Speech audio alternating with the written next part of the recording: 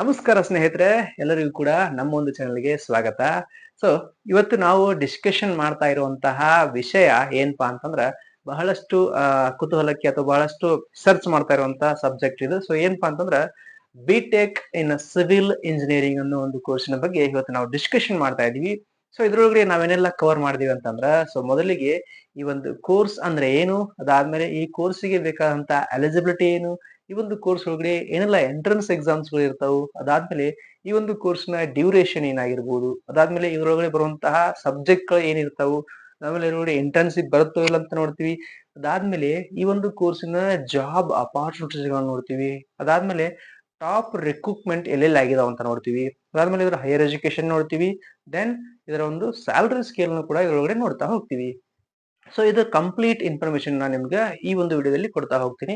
So ಹಾಗಾದ್ರೆ ಯಾರೆಲ್ಲ ನಮ್ಮ ಚಾನಲ್ಗೆ ಹೊಸದಾಗಿ ವಿಸಿಟ್ ಮಾಡಿದ್ರಿ, ನಮ್ಮ ಚಾನಲ್ ಅನ್ನ ಸಬ್ಸ್ಕ್ರೈಬ್ ಮಾಡೋದನ್ನ ಮರಿಬೇಡಿ. ಸೊ ಹಾಗಾದ್ರೆ ಬನ್ನಿ, ಈ ಒಂದು ಕೋರ್ಸಿನ ಬಗ್ಗೆ ನಿಮ್ಗೆ ಇನ್ ಡೀಟೇಲ್ ಆಗಿ ಇನ್ಫಾರ್ಮೇಶನ್ ಕೊಡ್ತಾ ಹೋಗ್ತೀನಿ. ಮೊದಲಿಗೆ ಈ ಒಂದು ಕೋರ್ಸ್ ಅಂದ್ರೆ ಏನು ಅಂತೇಳಿ ಹೇಳ್ತೀನಿ. ಸೊ ಈ ಒಂದು ಕೋರ್ಸ್ ಅಂದ್ರೆ ಬಿಟೆಕ್ ಇನ್ ಸಿವಿಲ್ ಇಂಜಿನಿಯರಿಂಗ್ ಅನ್ನೋ ಕೋರ್ಸಿನ ಬಗ್ಗೆ ನಿಮಗೆ ಇನ್ಫಾರ್ಮೇಶನ್ ಕೊಡ್ತೀನಿ. ಈಗ ಮೊದಲಿಗೆ ನಿಮ್ಮ ಕಣ್ಣಿಗೆ ಕಾಣುವಂತಹ ಇನ್ಫ್ರಾಸ್ಟ್ರಕ್ಚರ್ ಗಳೇನಿದಾವಲ್ಲ, ಸೊ ಅಂದ್ರೆ ಬಿಲ್ಡಿಂಗ್ಸ್ ಗಳು ಅಥವಾ ಪ್ರಾಜೆಕ್ಟ್ ಗಳು ಎಲ್ಲವುಗಳನ್ನ ಬರಿ ಕಣ್ಣಿಗೆ ಕಾಣುವ ಅಥವಾ ಕಣ್ಣಿಗೆ ಕಾಣುವಂತಹ ಪ್ರಾಜೆಕ್ಟ್ ಗಳು ಅಥವಾ ಬಿಲ್ಡಿಂಗ್ಸ್ ಗಳು ಇನ್ಫ್ರಾಸ್ಟ್ರಕ್ಚರ್ ಗಳು ಇದಾವಲ್ಲ, ಸೊ ಅವುಗಳನ್ನ ನಿರ್ಮಾಣ ಅಥವಾ ಒಂದು ಗ್ರೋತ್ ಅಥವಾ ಒಂದು ಅವನ್ನ ಬಿಲ್ಡಿಂಗ್ಸ್ ಗಳನ್ನ ಡಿಸೈನ್ ಮಾಡೋದಾಗಿರ್ಬೋದು ಅಥವಾ ಅವನ್ನ ಇನ್ಫ್ರಾಸ್ಟ್ರಕ್ಚರ್ ನ ಬಿಲ್ಡ್ ಮಾಡೋದಾಗಿರ್ಬೋದು, ಅವುಗಳ ಕೆಲಸ ಯಾರು ಮಾಡ್ತಾರ ಅಂತಂದ್ರ, ಸೊ ಅದ್ರ ಜೊತೆಗೇನೆ ಟೆಕ್ನಾಲಜಿನ ಯೂಸ್ ಮಾಡಿಕೊಂಡು ಈ ಒಂದು ಬಿಲ್ಡಿಂಗ್ಸ್ ಗಳನ್ನ ಯಾವ ತರ ನಿರ್ಮಾಣ ಮಾಡ್ಬೇಕು.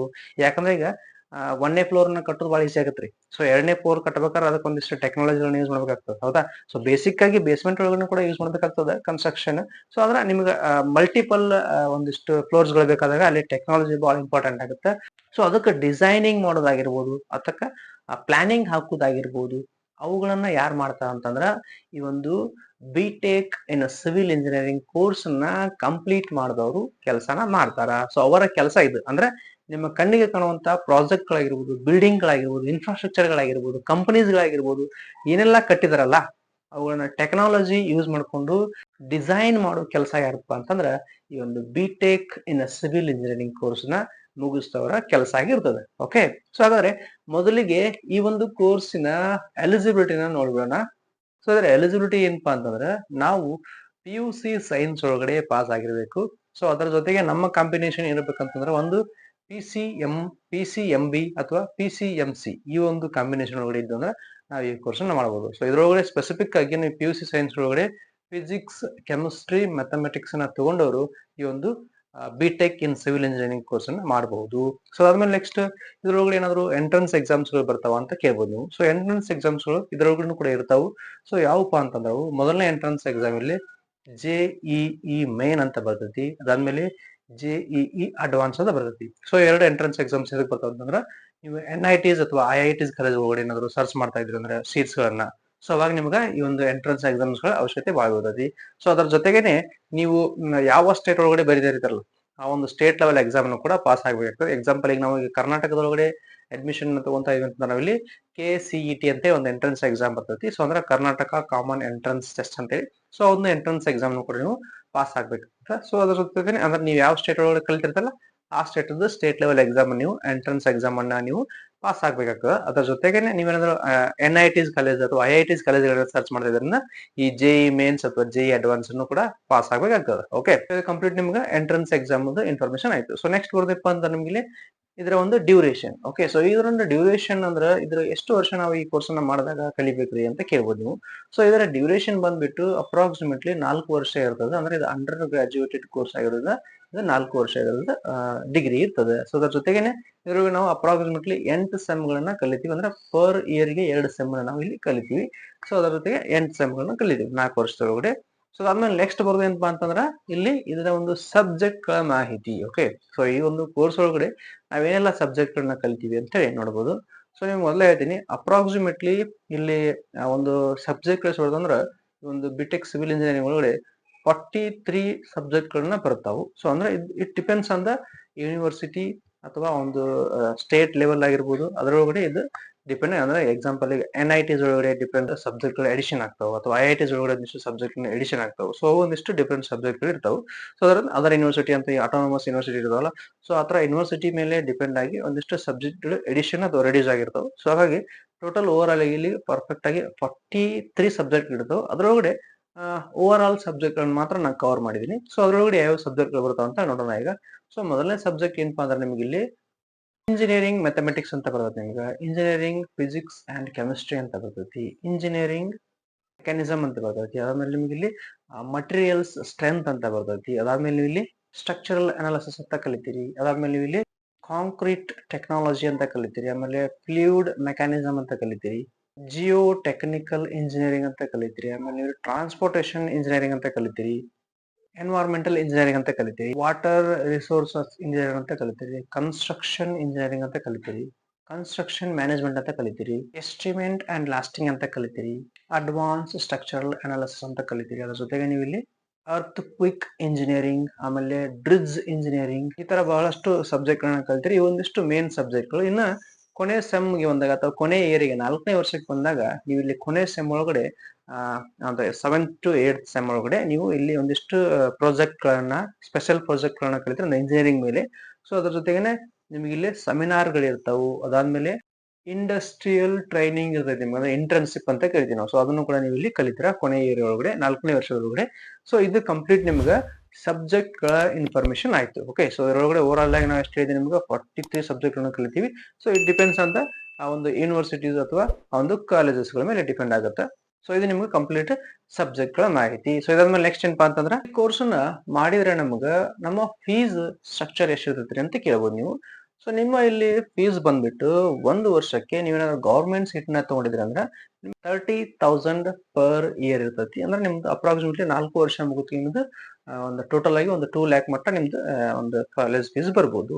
ಸೊ ಇನ್ ಕೇಸ್ ನೀವೇನಾದ್ರು ಪ್ರೈವೇಟ್ ಸೀಟ್ಗಳಲ್ಲಿ ಅಥವಾ ಮ್ಯಾನೇಜ್ಮೆಂಟ್ ಸೀಟ್ ಒಳಗಡೆ ನೀವು ಅಡ್ಮಿಷನ್ ತಗೊಂಡಿದ್ರೆ ನಿಮ್ದು ಅಪ್ರಾಕ್ಸಿಮೇಟ್ಲಿ ಪರ್ ಇಯರ್ ಇಲ್ಲಿ ಬಂದ್ಬಿಟ್ಟು 1.5 to 2 ಲ್ಯಾಕ್ ನಿಮ್ದು ಪರ್ ಇಯರ್ ಇರ್ತದೆ. ಅಪ್ರಾಕ್ಸಿಮೇಟ್ಲಿ ಒಂದು 4 ಸೆಮ್ಗಳು ಅಥವಾ 4 ಇಯರ್ಗಳನ್ನ ಮುಗಿಸೋದಕ್ಕೆ ನಿಮ್ದು ಒಂದು 15 ಲ್ಯಾಕ್ ಮಟ್ಟ ನಿಮ್ದು ಕಾಲೇಜಿದ್ದು ಫೀಸ್ ಸ್ಟ್ರಕ್ಚರ್ ಬರ್ಬೋದು. ಸೊ ಇಷ್ಟು ನಿಮ್ದು ಫೀಸ್ ಸ್ಟ್ರಕ್ಚರ್ ಇರ್ತದೆ.